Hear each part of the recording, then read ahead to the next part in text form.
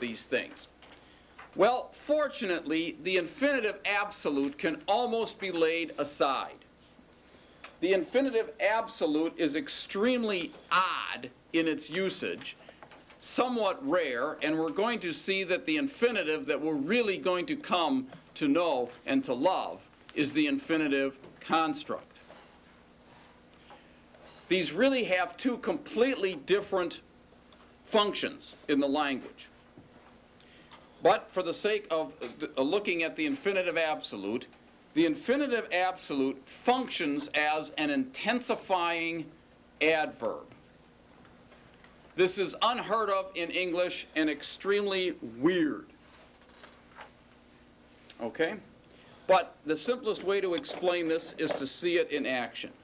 If you had the verb form tishmaru, translate.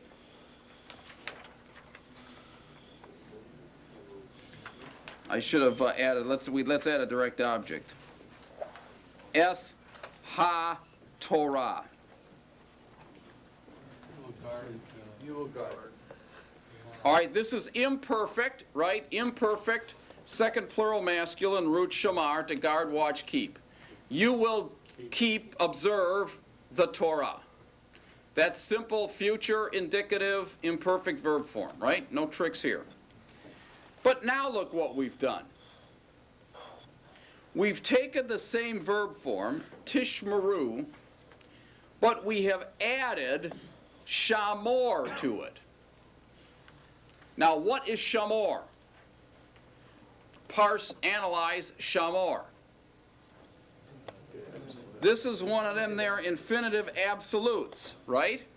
Do you see that this is the same form as katol, except we're using the root shamar? Different letters, different verbal root, same form. So this is the way the infinitive absolute functions. It uses the same verb root that you have in the main verb. This is the main verb, and this becomes an adverb. Adverbs add something to the verb, and what it adds is a sense of intensity. You're not just you're not just keeping, observing the Torah. You're gonna Diligently. really shamar them. You're gonna shamar them. You're gonna do a double dose of shamaring. So they just say the verb form the second time, use the infinitive absolute to indicate that. Not just tishmaru eth ha-Torah, but shamor tishmaru eth ha-Torah. Get it? What this comes out in translation, how this comes out in translation is really rather arbitrary. You have to sort of choose from a little bit of a side list of intensifying adverbs. And in English, some of them that would fall on the list are words like really, right? Our kids like this, right? What's the difference between being saved and not being saved? Well, you got to really believe.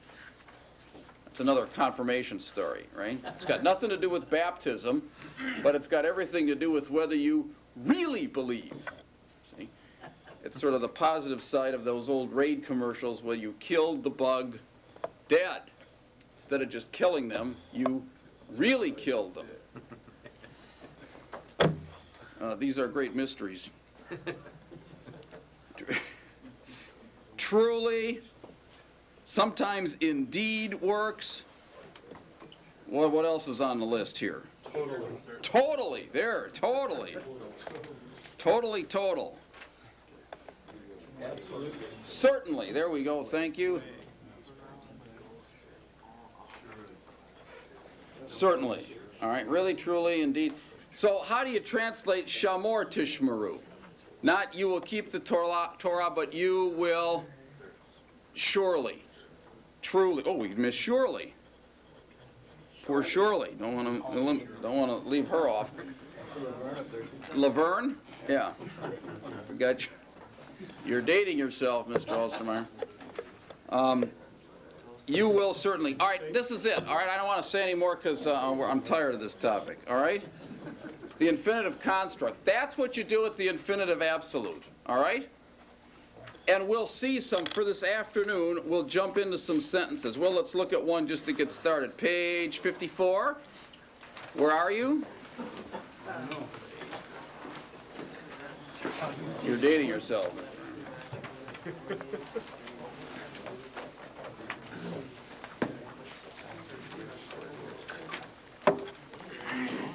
Who are those guys on the X-Files, though? I always thought it was the same guy. Muldoon? Mulder, that's it. Right. And who are the guys on Car 54? It was Muldoon. Muldoon. All right. I wondered if that was sort of a reprise for the next generation. It's kind of the same theme. Tootie or Tweety or something like that. And Muldoon. Now you're really dating yourself. Next thing we'll be talking about Dobie Gillis. This is the aging of seminary students. All right. Number one. All right. Zakor tis. We're back to Hebrew. All right. All right. Number one. Zakor tis karu eth kol divarai. All right. What do we got here? Zakor is. Really remember. Do you see again how this works? The infinitive absolute uses the same verbal root as the main verb. That's by far the common practice. So instead of just tis karu, remember all divarai, my words. Zakor tis karu. You will, now fill in the blank. Surely, truly, certainly, indeed. Pick one from column A. All right?